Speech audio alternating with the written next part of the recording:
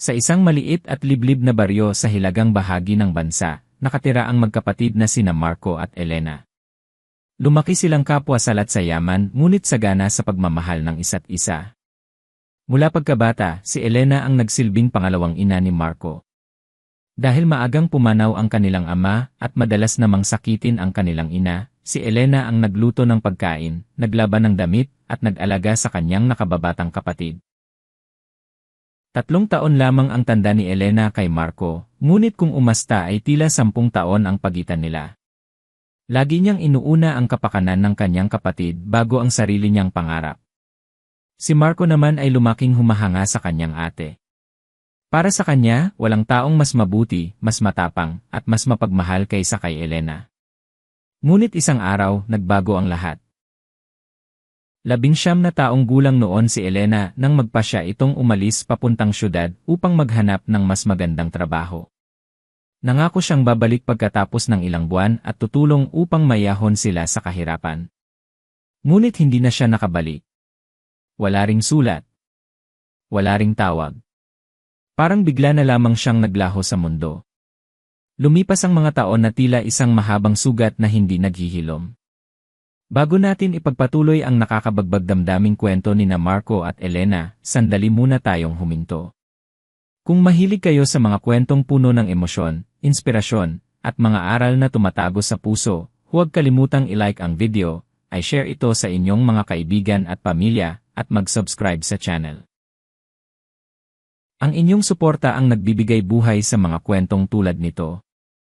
Ngayon, alamin natin kung paano nagsimula ang misteryong bumalot sa pagkawala ni Elena at kung bakit hindi makapaniwala si Marco nang muli niya itong makita. 28 taong gulang na si Marco nang magsimulang muli siyang hanapin ang kanyang ate. Sa loob ng halos 10 taon, sinubukan niyang tanggapin na baka hindi na talaga ito babalik. Marami ang nagsabi na marahil ay nakapag-asawa na ito sa malayong lugar. May ilan namang nagsabing baka namatay na. Masakit man, pinilit ni Marco na mabuhay. Ngunit isang gabi, habang nag-aayos siya ng mga lumang gamit ng kanilang yumao ng ina, may nakita siyang lumang kahon sa ilalim ng kama. Nanginginig ang kanyang mga kamay habang binubuksan iyon. Sa loob ay may ilang lumang litrato nila ni Elena. May mga sulat. May mga lumang resibo. At may isang papel na matagal nang nakatiklop. Dahan-dahan niya itong binuksan. Napalunok siya nang makita ang sulat kamay ng kanyang ate. Kung sakaling mawala ako at hindi makabalik, huwag mo akong kalimutan, bunso. Hindi kita kailanman iwan sa puso ko. Parang may humawak sa kanyang dibdib. Napaupo siya sa sahig. Biglang bumalik ang lahat ng alaala. Ang mga gabing magkatabi silang natutulog sa banig. Ang mga panahong hati sila sa isang pirasong tinapay. Ang mga pagkakataong nagsisinungaling si Elena na busog na siya para lamang makakain si Marco. Hindi niya namalayang tumutulo na ang kanyang mga luha. Kinabukasan, gumawa siya ng desisyon. Hahanapin ko si ate. Kahit hindi niya alam kung saan magsisimula. Kahit halos wala siyang pera. Kahit 10 taon na ang lumipas. Nagpaalam siya sa mga kapitbahay at sumakay ng bus papuntang Maynila. Mahigit 12 oras ang biyahe. Habang nakatanaw siya sa bintana, hindi mapigilan ng kanyang isip na maglaro ng iba't ibang posibilidad. Paano kung buhay pa si Elena? Paano kung ayaw na siyang makita? Paano kung may sarili na itong pamilya? At paano kung huli na ang lahat? Pagdating sa syudad, agad siyang nabigla sa laki nito. Napakaraming tao. Napakaraming sasakyan. Napakaraming gusali. Pakiramdam niya ay isang maliit na tuldok lamang siya sa napakalawak na lugar. Sa unang linggo ng paghahanap, halos wala siyang napala. Nagpunta siya sa mga lumang address na nakita niya sa mga dokumento ng kanilang ina. Nagtanong siya sa mga dating pinasukan ni Elena. Ngunit puro iling ang kanyang natanggap. Wala na po siya rito. Matagal na po yon. Hindi namin siya kilala. Unti-unting nauubos ang kanyang ipon. Nagsimula siyang magtrabaho bilang kargador sa palengke upang may pangkain at matuluyan. Sa gabi, natutulog siya sa maliit na inuupahang kwarto. At bago pumikit, lagi niyang tinitingnan ang lumang litrato nilang magkapatid. Makikita rin kita, ate. Lumipas ang 2 buwan. Pagod na si Marco. Minsan ay naiisip niyang sumuko. Ngunit tuwing maaalala niya ang mga sakripisyo ni Elena noon, bumabalik ang kanyang lakas. Isang umaga, habang nagkakarga siya ng mga kahon sa palengke, may narinig siyang matandang babae na nakikipagkwentuhan sa isa pang tindera. Naaalala mo ba yung babaeng probinsyana dati? Sino? Yung Elena yata ang pangalan. Biglang natigilan si Marco. Parang tumigil ang mundo. Agad siyang lumapit. Pasensya na po. Elena po ba ang sabi niyo? Nagulat ang 2 babae. Opo. Bakit? Hinahanap ko po ang ate ko. Elena rin po ang pangalan niya. Nagkatinginan ang 2 matanda. Matangkad ba? Mahaba ang buhok noon? Tahimik magsalita. Mabilis na tumango si Marco. Unti-unting bumilis ang tibok ng kanyang puso. Parang siya nga. Saan po siya? Tahimik na napabuntong hininga ang isa. Matagal na naming hindi nakita. Pero dati, nagtatrabaho siya malapit sa distrito ng mga pabrika. Parang nakakita ng liwanag si Marco. Kinabukasan, agad siyang nagtungo roon. Napakalawak ng lugar. Dose-dosenang pabrika. Libo-libong manggagawa. Buong araw siyang nagtanong. Ngunit pagsapit ng hapon, wala pa rin siyang natutuklasan. Pagod siyang naglakad sa gilid ng kalsada. Nagsisimula ng lumubog ang araw. Nang bigla niyang mapansin ang isang babae sa kabilang kalsada. May kung anong pamilyar sa paraan ng paglalakad nito. Sa paraan ng pagyuko nito habang may bitbit na bag. Parang may kumalabit sa kanyang puso. Hindi niya maipaliwanag. Tumayo siya ng tuwid. Nanlaki ang kanyang mga mata. Hindi siya makahinga. Dahan-dahan niyang sinundan ng tingin ang babae. Habang papalapit ito sa isang gusali. At sa unang pagkakataon matapos ang 10 taon, may kakaibang pakiramdam siyang hindi niya maalis. Pakiramdam na baka. Baka yun na ang taong matagal niyang hinahanap. Baka yun na si Elena. Ngunit nang bahagyang humarap ang babae at nasilayan niya ang mukha nito mula sa malayo, napahinto si Marco. Nawala ang kulay sa kanyang mukha. Hindi siya makapaniwala sa kanyang nakikita. Ang babaeng nasa harapan niya ay may mukha na halos kapareho ng kanyang ate. Ngunit ang paraan ng pananamit nito, ang mga taong nakapaligid dito, at ang lugar na pinapasukan nito ay hindi tugma sa anumang inaasahan niya. Para siyang nakakita ng multo mula sa nakaraan. At sa sandaling iyon, hindi alam ni Marco kung tatakbo ba siya papalapit o mananatiling nakatayo, habang pilit inuunawa ang napakasakit at napakagulong katotohanang unti-unting nabubuo sa kanyang harapan. Nakatayo lamang si Marco sa gilid ng kalsada habang nakatitig sa babaeng papasok na sa malaking gusali. Pakiramdam niya ay bumagal ang oras. Hindi niya alam kung naglalaro lamang ang kanyang isip dahil sa matinding pananabik na makita ang kanyang ate, o kung totoong nasa harapan na niya ang taong 10 taon niyang hinanap. Mabilis siyang tumawid. Halos hindi niya narinig ang mga businang nag-ingay sa paligid. Hoy! Mag-ingat ka, sigaw ng isang driver. Ngunit wala siyang pakialam. Ang tanging nakikita niya ay ang babae. Palapit siya ng palapit. Ngunit pagdating niya sa harap ng gusali, nakapasok na ito sa loob. Huminto siya. Napatingala siya sa napakalaking gusali. Hindi iyon pabrika. Isa yung mamahaling corporate building. Napapalibutan ng salaming dingding. May mahigpit na seguridad.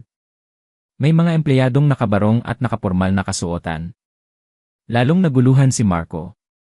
Kung si Elena nga iyon, paano siya napunta sa ganoong lugar? Ang alam niya, simpleng probinsyana lamang ang kanyang ate. Wala itong natapos na kolehiyo. Hindi ito nakapag-aral ng mataas dahil isinakripisyo nito ang sariling pangarap para sa kanilang pamilya. Kaya paano? Paano siya mapupunta sa isang lugar na tila para lamang sa mayayaman at edukadong tao?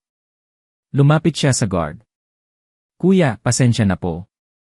Oh, bakit? May babae pong kakapasok lang. Napakamot sa ulo ang gwardiya. Maraming babae ang pumapasok dito.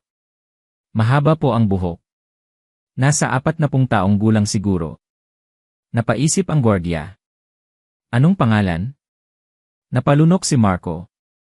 Elena. Biglang nag-iba ang ekspresyon ng gwardiya. Anong Elena? Elena po ni. Saglit itong tumingin sa kanya mula ulo hanggang paa. Marumi pa ang kanyang damit mula sa maghapong paghahanap. Luma ang kanyang sapatos. Halatang pagod siya. May appointment ka ba? Wala po. Sino ka ba? Kapatid niya po ako. Tumahimik ang gwardiya. Pagkatapos ay bahagyang ngumiti na parang hindi naniniwala. Kapatid? Opo. Napailing ito. Pare, baka nagkakamali ka. Bakit po? Dito kasi nagtatrabaho si Ma'am Elena. Parang may sumabog sa loob ng dibdib ni Marco. Ma'am Elena. Lalong bumilis ang tibok ng kanyang puso. Pwede ko po ba siyang makita? Umiling ang gwardiya. Hindi basta-basta. Bakit po?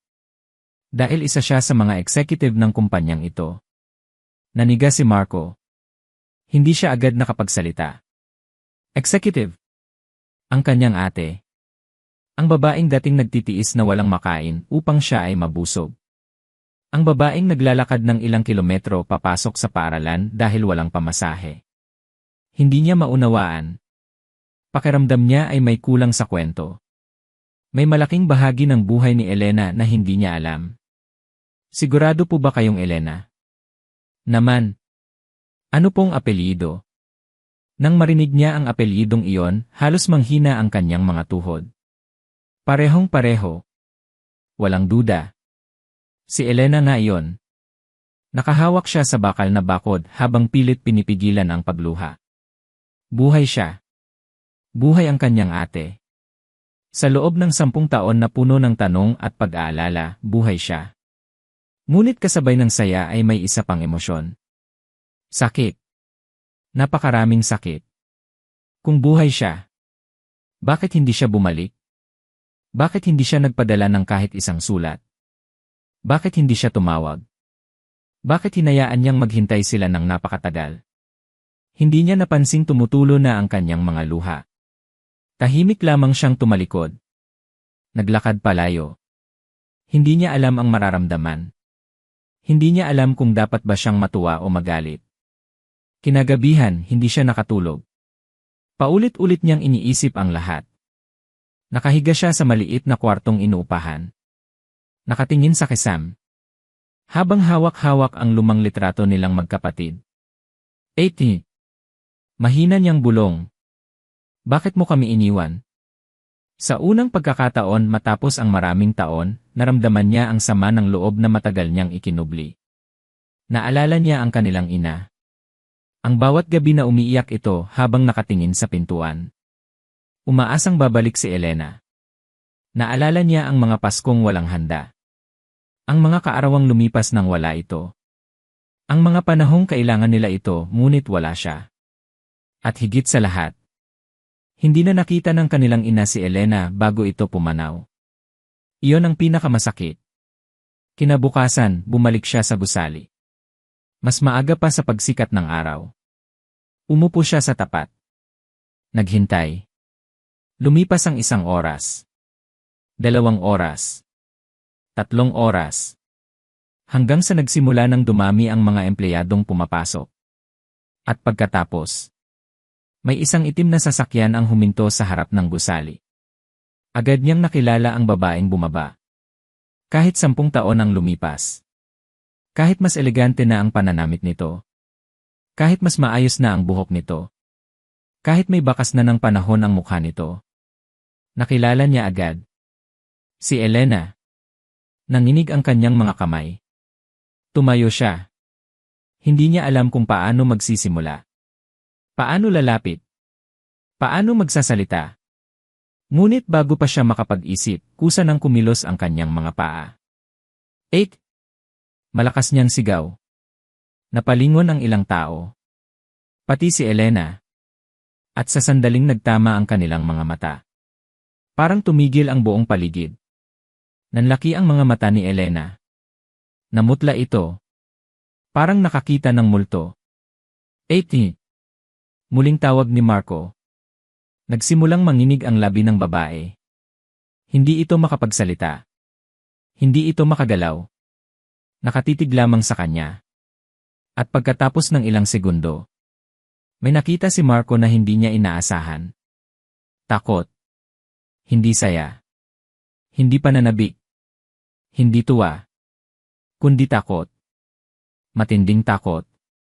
Parang may bagay na matagal nang tinatakasan si Elena at biglang bumalik upang habulin siya. 80. Mahinang sabi ni Marco habang lumalapit. Ngunit sa hindi inaasahang pangyayari, umatras si Elena. 1. 2. 3 hakbang. Parang ayaw nitong lumapit. Parang ayaw nitong makita siya. Parang ayaw nitong marinig ang kanyang boses. Unti-unting nabasag ang puso ni Marco. Pagkatapos ng 10 taon ng paghahanap. Ganito ba siya sasalubungin ng kanyang ate? Ngunit bago pa siya makapagtanong, may isang lalaking nakasuot ng mamahaling Amerikana ang mabilis na lumapit kay Elena. Nag-aalala ang mukha nito. Elena, okay ka lang ba? Hindi sumagot si Elena. Nakatitig lamang ito kay Marco. Pagkatapos ay mahigpit nitong hinawakan ang braso ng lalaki. At doon lalo pang naguluhan si Marco. Dahil sa unang pagkakataon, narinig niya ang lalaking magsalita ng mga salitang nagpayanig sa kanyang buong pagkatao. Huwag kang mag-alala. Hindi ka niya masasaktan. Parang may malalim na lihim na nakabaon sa likod ng pagkawala ni Elena. At habang nakatingin si Marco sa kanilang dalawa, lalo niyang naramdaman na ang kwentong alam niya sa loob ng 10 taon ay maaaring hindi pala ang tunay na nangyari. May isang katotohanang pilit itinatago si Elena. At mukhang iyon ang dahilan kung bakit hindi ito kailanman nakauwi sa kanilang baryo. Ngunit ano yon? At bakit tila mas natatakot si Elena na makita ang sariling kapatid kaysa sa isang estranghero?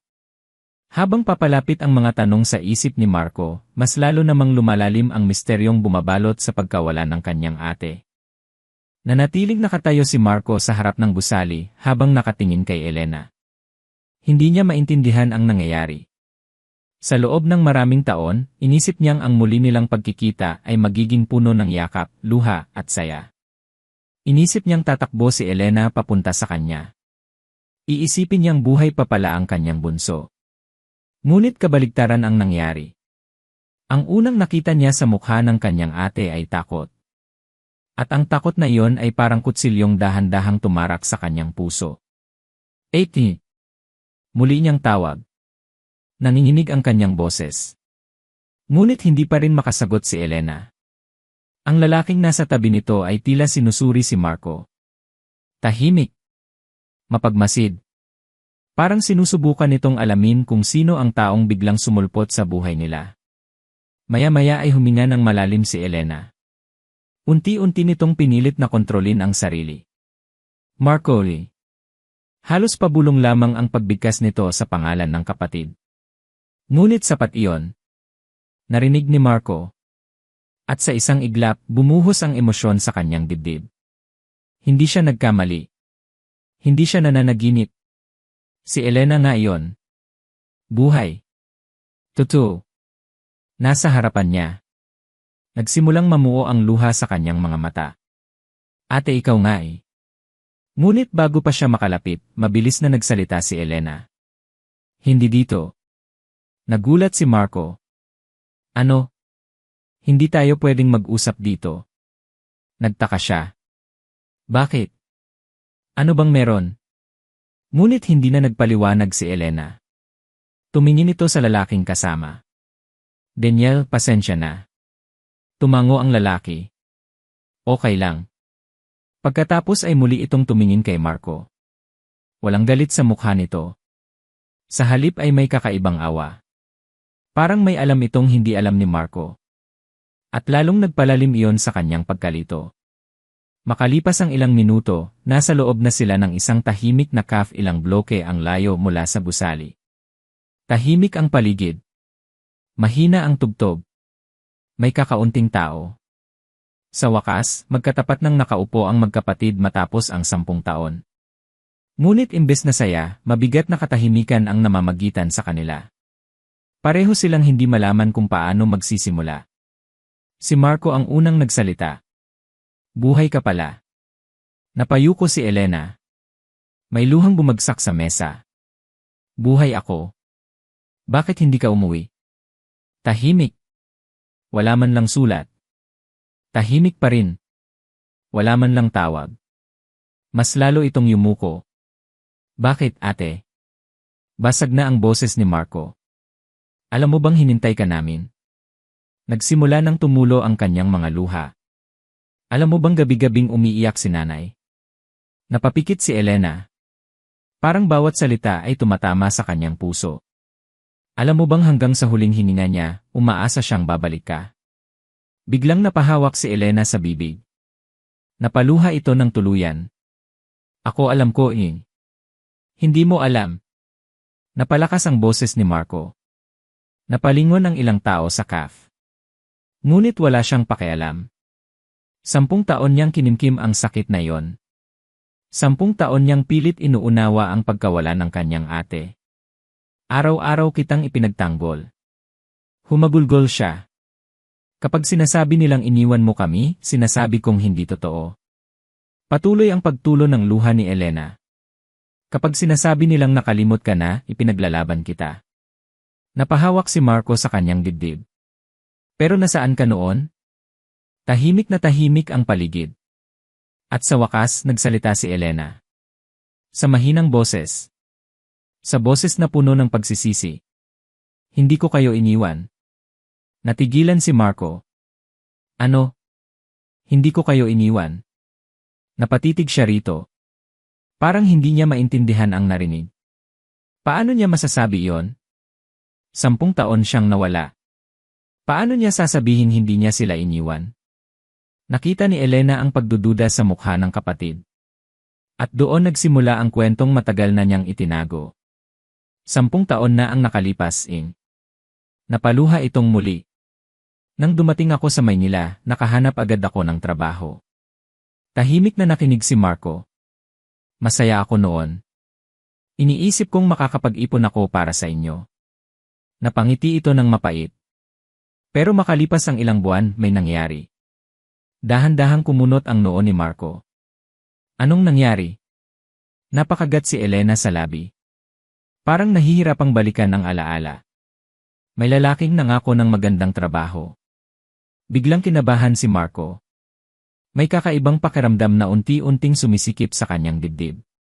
Naniwala ako. Tumulo ang luha ni Elena. Dahil bata pa ako. Dahil desperado akong makatulong sa inyo. Mahigpit nitong hinawakan ang tasa ng kape. At doon nagsimula ang bangungot. Napatayo halos si Marco sa kanyang upuan. 80. Hindi na niya nagustuhan ang direksyon ng kwento. May kung anong madilim sa likod nito. May kung anong nakakatakot. Hindi agad nagsalita si Elena. Huminga muna ito ng malalim. Parang kinukuha ang natitirang lakas upang ilabas ang lihim na 10 taon niyang itinago. Pagkatapos ay tumingin ito sa kapatid. Diretso sa mga mata. At sa unang pagkakataon mula nang magkita silang muli, nakita ni Marco ang lalim ng sakit na matagal nitong pinasan mag-isa. 10 taon akong natakot na sabihin ito. Mahina nitong sabi. 10 taon kong sinisi ang sarili ko. Nagsimulang manginig ang kanyang mga kamay.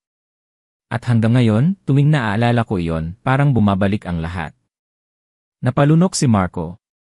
Hindi siya nagsalita. Hindi siya gumalaw. Tahimik lamang siyang naghintay. At habang nakatitig siya sa mukha ng kanyang ate, unti-unti niyang napagtatanto na maaaring hindi simpleng paglayas ang nangyari noon. Maaaring may mas malalim na dahilan. Mas mabigat. Mas masakit. At marahil sapat iyon upang sirain ang buong buhay ng isang tao. Ngunit hindi pa iyon ang pinaka-nakakagulat. Dahil habang naghahanda si Elena na sabihin ang buong katotohanan, hindi pa alam ni Marco na ang susunod na mga salitang maririnig niya ay magbabago sa lahat ng kanyang pinaniwalaan sa loob ng 10 taon.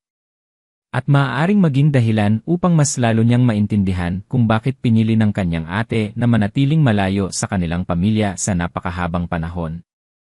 Tahimik na nakaupo si Marco habang nakatitig kay Elena. Pakiramdam niya ay unti-unting nabubuksan ang isang pinto na matagal nang nakasara.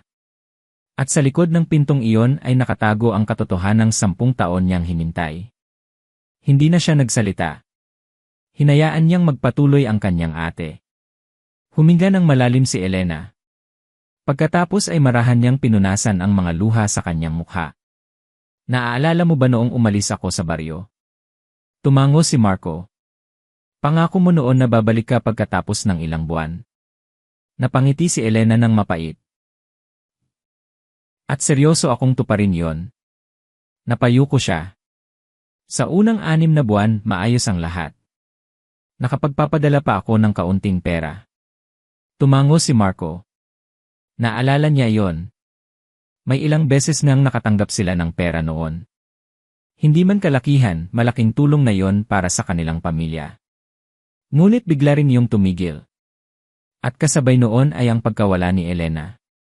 Pagkatapos mahinang sabi nito, may nakilala akong babae sa boarding house. Nakinig lamang si Marco. Mabait siya. Palakaibigan. At lagi niyang sinasabing sayang daw ang sipag ko sa maliit na trabaho. Napapikit si Elena.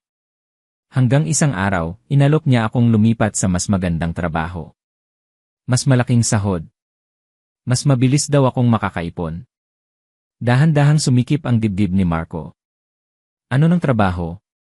Hindi agad sumagot si Elena. Parang nahihirapan siyang bigkasin ang mga salita. Office assistant daw. Tahimik silang dalawa.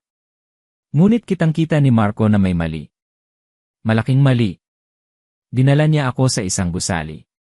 Sabi niya interview yon. Nagsimulang manginig ang boses ni Elena. Pero hindi pala. Napakuyom si Marco ng kamao. May kung anong galit ang unti-unting nabubuo sa kanyang loob. Pagdating ko roon, napahinto si Elena. Tumulo ang isa pang luha. Nakulong ako. Nanlaki ang mga mata ni Marco. Parang may malamig na tubig na ibinuhos sa kanyang katawan. Ano? Hindi ako pinayagang umalis. 80. Wala akong kilala sa syudad. Wala akong matakbuhan. Nanginig ang kanyang mga labi. Araw-araw akong umiiyak. Nagmamakaawa. Humihingi ng tulong. Pakiramdam ni Marco ay hindi na siya makahinga. Hindi niya akalaing ganoon pala kabigat ang dinanas ng kanyang ate. Lahat ng taon nagalit siya rito. Lahat ng panahong inisip niyang baka pinabayaan sila nito. Biglang nagsimulang gumuho. Sinubukan kong tumakas. Patuloy ni Elena. Paulit-ulit. Pero lagi akong nahuhuli. Napapikit si Marco. Masakit pakinggan. Napakasakit. At mas lalo siyang nasasaktan dahil wala siya noon para tulungan ito. Isa lamang siyang batang naghihintay sa baryo habang ang kanyang ate ay nakikipaglaban mag-isa. Ilang buwan akong nabuhay na parang walang pag-asa. Mahina nitong sabi. Hanggang sa isang gabi. Napatingin siya kay Marco. May taong tumulong sa akin. Daniel? Mahinang tanong ni Marco. Tumango si Elena. Si Daniel. Biglang naalala ni Marco ang lalaking kasama nito sa harap ng gusali. Ang lalaking may maamong mukha. Ang lalaking tila alam ang lahat. Trabahador lang siya noon. Simpleng empleyado. Pero nang malaman niya ang nangyayari sa akin, hindi siya tumalikod. May bahagyang ngiti sa labi ni Elena. Sa unang pagkakataon mula nang magsimula silang mag-usap, tinulungan niya akong makatakas. Napabuntong hininga si Marco. Pakiramdam niya ay may bahagyang gumaan sa kanyang dibdib. Ngunit alam niyang hindi pa tapos ang kwento. Malayo pa. Sugatan ako noon. Wala akong pera. Wala akong matuluyan. At halos wala na akong pag-asang mabuhay. Napatingin siya sa labas ng cafe. Parang nakikita niya muli ang mga panahong iyon. Si Daniel ang nag-alaga sa akin. Siya ang naghanap ng matitirhan ko. Siya ang tumulong para makahanap ako ng disenteng trabaho. Tumahimik siya. Pagkatapos ay muling tumingin kay Marco. Alam mo ba kung ano ang pinakamasakit? Napakunot no si Marco. Ano? Huminga ng malalim si Elena. Nais kong umuwi. Natigilan si Marco. Araw-araw. Bawat minuto. Bawat gabi. Napaluhan na naman ito. Gusto kong umuwi. Pero natatakot ako. Bakit? Mahinang tanong ni Marco. Doon muling bumigat ang mukha ni Elena. At muling bumalik ang sakit sa kanyang mga mata. Dahil may pagbabanta. Parang may bumagsak sa dibdib ni Marco. Anong klaseng pagbabanta? Hindi agad sumagot si Elena. Pinisil niya ang magkabilang kamay. At kitang-kita ni Marco kung gaano kahirap para rito ang magbalik sa nakaraan. Sinabi nila na kapag nagsumbong ako kapag bumalik ako kapag nagsalita ako napahinto siya. At nang muli itong magsalita, halos pabulong na lamang ang boses nito. Mapapahamak kayo. Naniga si Marco. Ano? Kayo ni nanay. Tahimik ang buong paligid. Parang nawala ang lahat ng ingay sa CAF. Tanging tibok ng kanyang puso ang naririnig niya. Alam nila kung saan tayo nakatira. Alam nila ang pangalan niyo. Alam nila ang baryo natin. Nanlamig ang kanyang katawan. Bigla niyang naunawaan. Hindi lamang pala sarili niya ang inilalayo ni Elena noon. Pinoprotektahan din pala siya. Pinoprotektahan ang kanilang ina. Sa loob ng maraming taon. Mag-isa. Habang pasan ang lahat ng takot. Habang kinikimkim ang lahat ng sakit. Napahawak si Marco sa kanyang mukha. Unti-unti siyang napaiyak. Hindi niya alam kung paano haharapin ang katotohanang iyon. Dahil sa unang pagkakataon, nakita niya ang buong larawan. Habang siya ay galit. Habang siya ay nagtatampo. Habang iniisip niyang iniwan sila ng kanyang ate. Si Elena naman ay araw-araw na nabubuhay sa takot. At araw-araw ding sinisigurong ligtas ang kanyang pamilya. 80. Basag ang boses niya. Ako ang dapat humingi ng tawad. Mabilis na umiling si Elena. Hindi. May karapatan kang magalit. Hindi mo alam ang nangyari. Pareho silang umiiyak. Parehong sugatan ng nakaraan.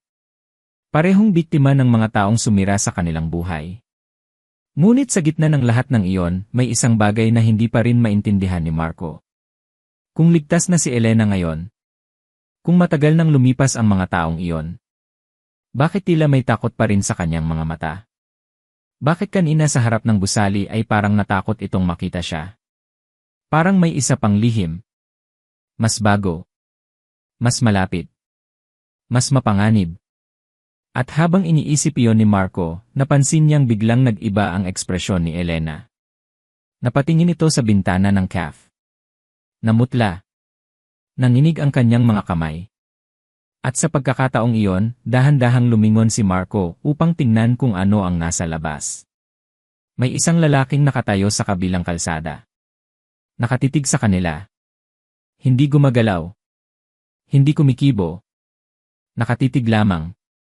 At nang makita ni Marco ang reaksyon ng kanyang ate, agad niyang naunawaan ang isang bagay. Hindi pa tapos ang bangungot ni Elena. At mukhang ang nakaraan na matagal nitong tinakasan ay unti-unti nang bumabalik upang habulin silang muli. Nanatiling nakatingin si Marco sa lalaking nasa kabilang kalsada. Hindi ito gumagalaw. Nakatayo lamang sa tabi ng poste habang tila pinagmamasdan sila mula sa malayo.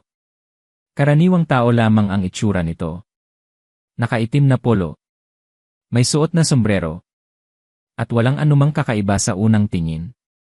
Ngunit hindi normal ang reaksyon ni Elena. Kitang-kita ni Marco kung paano namutla ang kanyang mukha. Kung paano nanginig ang kanyang mga daliri. Kung paano bumilis ang kanyang paghinga. Parang may nakita itong multo mula sa nakaraan. 80. Mahina niyang tawag. Sino iyon? Hindi agad sumagot si Elena. Nakatitig lamang ito sa lalaki. Pagkatapos ay mabilis nitong ibinaba ang tingin. Huwag mo siyang tingnan. Lalong kumunot ang noo ni Marco. Bakit? Huwag. Mas mariin ang pagkakasabi nito ngayon. Parang natatakot itong may mangyari. Hindi na muna nagsalita si Marco. Ngunit hindi niya maiwasang muling sumulyap sa labas.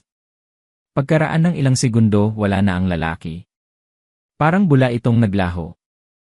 Ngunit nanatili ang takot sa mukha ni Elena. Makalipas ang ilang minuto ay dumating si Daniel sa cafe. Mukhang nag-aalala ito. Pagkaupo pa lamang ay agad nitong tiningnan si Elena. Nakita mo ba siya? Tahimik na tumango si Elena. Nagkatinginan sila. At parang may usapang hindi na kailangang sabihin. Mas lalo lamang nalito si Marco. Sino ba talaga yon? Tahimik ang dalawa. Pagkatapos ay huminga ng malalim si Daniel. Marco. Ngayon lamang siya kinausap nito ng direkta. May mga bagay na hindi pa alam sa iyo si Elena. Alam ko. At may mga bagay din na hindi madaling ikwento. Napakuyom si Marco ng kamao. Pagod na akong hindi alam ang totoo. Tumahimik si Daniel. Pagkatapos ay tumingin kay Elena. Parang humihingi ng pahintulot. Maya-maya ay marahang tumango si Elena. At doon nagsimulang magsalita si Daniel. Pagkatapos makatakas ni Elena noon, hindi agad natapos ang problema. Naramdaman ni Marco ang paninikip ng kanyang dibdib. Patuloy siyang hinanap ng mga taong nanakit sa kanya. Sa loob ng ilang taon, nanlaki ang kanyang mga mata. Ilang taon? Tumango si Daniel. Paulit-ulit silang sumusulpot. Paulit-ulit silang nagbabanta. Napatingin si Marco kay Elena. Hindi niya maisip kung paano nito kinaya ang ganoong buhay. Araw-araw na may takot. Araw-araw na may pangamba. Araw-araw na nagtatago. May mga pagkakataong lilipat kami ng tirahan. Patuloy ni Daniel. May mga panahong hindi kami natutulog ng maayos. Tinitiyak naming walang sumusunod. Napalunok si Marco. Biglang nagkaroon ng ibang kahulugan ang lahat. Ang tagumpay na nakikita niya ngayon kay Elena. Ang magarang damit. Ang mataas na posisyon. Ang maayos na buhay. Sa likod pala niyon ay maraming gabing puno ng takot. Maraming luha. Maraming sugat. Hindi ko maintindihan. Mahinang sabi ni Marco. Kung ganoon kalala eh. Bakit hindi kayo lumapit sa pulis? Tahimik si Daniel. Si Elena ang sumagot. Lumapit kami. Natigilan siya. Anong nangyari? Napayuko si Elena. May mga taong makapangyarihan noon. Naramdaman ni Marco ang bigat ng bawat salita. May pera. May koneksyon. At alam nila kung paano takutin ang mga biktima. Naghari ang katahimikan sa kanilang mesa. Pagkatapos ay nagsalita muli si Elena. Kalaunan, unti-unting nagbago ang lahat. Humina ang grupo. May ilang nahuli. May ilang nawala. At nagsimula akong bumangon. May bahagyang liwanag sa kanyang mga mata habang sinasabi yon. Nag-aral ako sa gabi. Nagtrabaho sa umaga. Unti-unti akong nakaipon. Napangiti ng bahagya si Daniel. Mas masipag pa siya kaysa sa lahat ng nakilala ko. Sa unang pagkakataon, nakakita si Marco ng kaunting init sa usapan.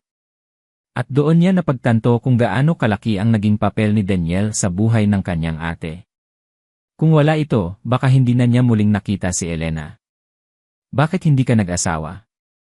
Bigla niyang naitanong. Nagulat si Elena. Pati si Daniel. Pagkatapos ay bahagyang natawa si Marco sa sarili. Pasensya na. Matagal ko lang talagang gustong malaman. Nagkatinginan sina Elena at Daniel. At sa unang pagkakataon, nakita ni Marco ang pamumula ng mukha ng kanyang ate. Bahagya itong umiti. At doon niya napansin ang isang bagay. Pagkatapos ng lahat ng sakit na pinagdaanan nito, may tao pa ring nagbigay rito ng dahilan para muling ngumiti. Ngunit bago pa nila maituloy ang usapan, tumunog ang cellphone ni Daniel. Agad itong napatingin sa screen. At sa isang iglap, nagbago ang kanyang mukha. Nawala ang ngiti. Napalitan ng seryosong ekspresyon. Hello. Tahimik siyang nakinig. Habang tumatagal, lalong kumukunot ang kanyang noo.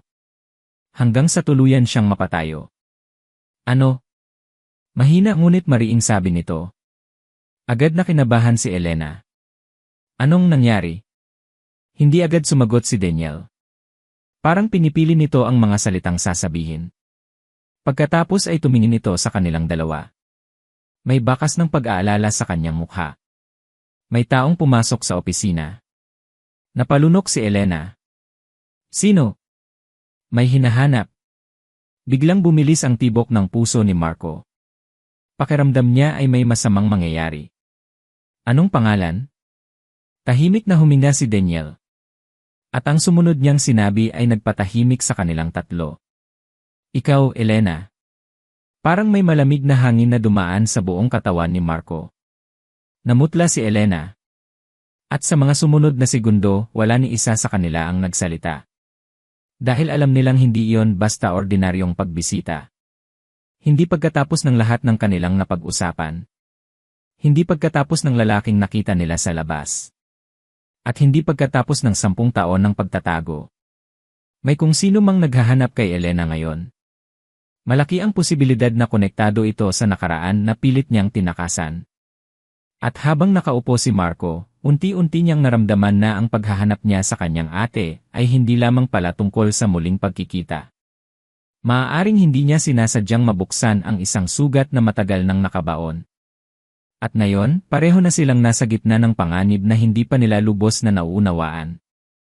Nanatiling tahimik ang tatlo matapos marinig ang balita mula kay Daniel. Pakiramdam ni Marco ay muli na namang bumigat ang hangin sa paligid. Pagkatapos ng 10 taon ng paghahanap, akala niya ay matatapos na ang sakit. Akala niya ay ang pinakamahirap na bahagi ng kanyang paglalakbay ay ang matagpuan si Elena. Ngunit ngayon ay napagtatanto niyang ang muling pagkikita nila ay simula pa lamang ng isang mas malalim na katotohanan. Ano ang gagawin natin? Mahinang tanong ni Marco. Nagkatinginan sina Elena at Daniel. Pagod na ang mga mata ni Elena. Pagod mula sa 10 taon ng pagtatago. 10 taon ng takot. 10 taon ng pagtakbo. Huminga siya ng malalim. Pagkatapos ay marahan siyang tumingin sa kapatid. Sa unang pagkakataon mula nang magkita silang muli, nakita ni Marco ang isang matatag na desisyon sa kanyang mga mata. Hindi na ako tatakbo. Natigilan si Daniel. Elena ni. Hindi na. Umiling siya habang pinupunasan ang kanyang mga luha. Pagod na akong mabuhay na parang bilanggo ng nakaraan. Tahimik si Daniel. Alam nitong darating din ang araw na yon. Ang araw na pipili si Elena na harapin ang lahat. Kahit gaano kasakit. Kahit gaano kapanganib. At marahil dumating na nga ang araw na yon. Kinabukasan, maagang nagtungo ang tatlo sa isang tanggapan ng mga otoridad. Hindi na umatras si Elena. Sa loob ng maraming taon, ininatan niya ang mga dokumento. Mga lumang litrato. Mga pangalan. Mga record.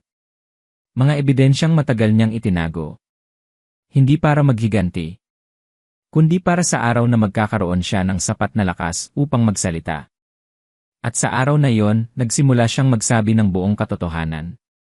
Halos buong araw ang ginugol nila sa pagbibigay ng pahayag. Mahirap.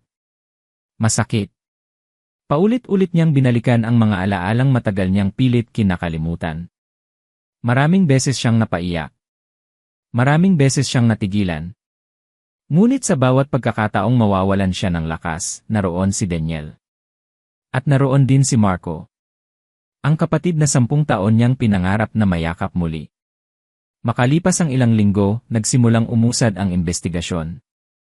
Unti-unting lumabas ang mga katotohanang matagal nang nakatago. May ilang taong muling inimbestigahan. May ilang dating biktima ang nagkaroon din ng lakas ng loob na magsalita. At habang lumalawak ang kaso, unti-unting nababawasan ang bigat na matagal ng pasan ni Elena. Isang gabi, habang nakaupo silang tatlo sa balkonahe ng bahay nina Elena at Daniel, tahimik nilang pinagmamasdan ang paglubog ng araw. Makulay ang langit. Payapa ang paligid. At sa kauna-unahang pagkakataon matapos ang napakaraming taon, nakahinga ng maluwag si Elena. Parang may malaking kadena na tuluyang natanggal sa kanyang dibdib. 8. Napalingon siya kay Marco. Ngumiti ito. Ngunit may luha sa mga mata. Bakit? Tanong niya. Huminga ng malalim si Marco. May mga salitang matagal na niyang gustong sabihin. Mga salitang dala niya mula pa noong bata siya. Noong nawala ka ni. Nagsimulang mabasag ang kanyang boses. Galit na galit ako. Napayuko si Elena. Alam ko. Inisip kong iniwan mo kami. Tumulo ang luha sa kanyang pisngi. Pinilit kong maintindihan. Pinilit kong ipagtanggol ka. Pero may mga gabing hindi ko kaya. Tahimik lamang na nakinig si Elena. At bawat salita ay tumatama sa kanyang puso. Maraming beses kong tinanong ang sarili ko kung kulang ba kami. Kulang ba ang pagmamahal namin para bumalik ka? Agad na umiling si Elena habang umiiyak. Hindi. Mahina niyang sabi. Hindi kailanman. Lumapit siya kay Marco.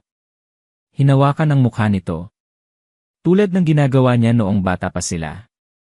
Ikaw ang pinakamahalagang tao sa buhay ko. Tuluyan nang napaiyak si Marco. At sa wakas, matapos ang 10 taon ng paghihintay, 10 taon ng sakit, 10 taon ng mga tanong na walang sagot, mahigpit niyang niyakap ang kanyang ate. Pareho silang umiiyak. Pareho silang nanginginig. Parehong sinusubukang bawiin ang mga taong nawala sa kanila. Hindi na mahalaga kung gaano katagal silang nagkahiwalay. Hindi na mahalaga kung gaano karaming luha ang kanilang ibinuhos. Ang mahalaga ay narito sila ngayon. Magkasama. Buhay. At may pagkakataon pang magsimula muli. Lumipas ang mga buwan. Mas madalas nang dumalaw si Marco sa bahay nina Elena at Daniel. Unti-unti niyang nakilala ang lalaking minsang inisip niyang estranghero lamang. At habang tumatagal, lalo niyang nauunawaan kung bakit mahalaga si Daniel sa buhay ng kanyang ate. Hindi ito naging bayani dahil malakas ito. Hindi dahil mayaman ito. Hindi dahil makapangyarihan ito. Kundi dahil pinili nitong manatili. Sa mga panahong pinakamadilim ang buhay ni Elena. Sa mga panahong halos sumuko na ito. At sa mundong puno ng mga taong nanakit sa kanya, si Daniel ang taong hindi bumitaw. Isang hapon, habang nagkakape silang tatlo sa hardin, biglang ngumiti si Daniel. May kakaibang kaba sa kanyang mukha. Napansin agad iyon ni Marco. Bakit parang may itinatago ka? Natatawang tanong niya. Nagkatinginan sina Daniel at Elena. At pagkatapos ay inilabas ni Daniel ang isang maliit na kahon. Nanlaki ang mga mata ni Marco. Pati si Elena. Nanginginig ang kamay ni Daniel habang binubuksan ang kahon. May singsing sa loob. At sa harap ni Marco, lumuhod si Daniel. Napahawak si Elena sa bibig. Agad siyang napaluha. Elena. Basag ang boses ni Daniel. Matagal na kitang minahal.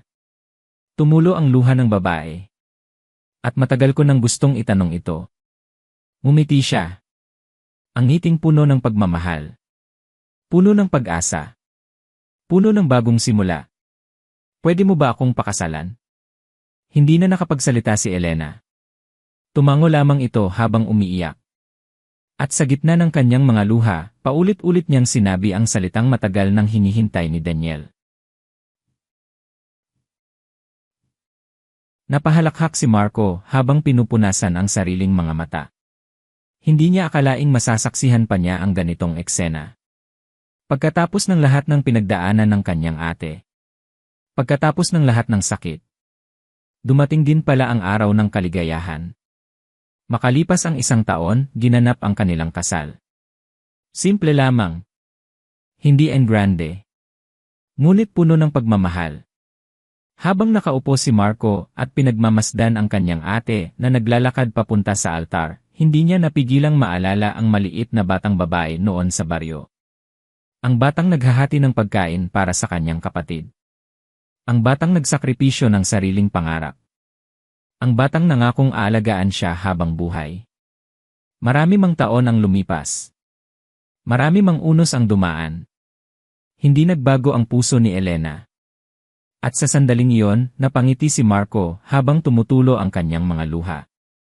Dahil sa wakas, naunawaan niya ang lahat. Hindi siya iniwan ng kanyang ate. Hindi siya kinalimutan. Hindi siya tinalikuran. Sa kabaligtaran, mahal na mahal siya nito kaya pinili nitong pasanin ng mag-isa ang isang napakabigat na laban.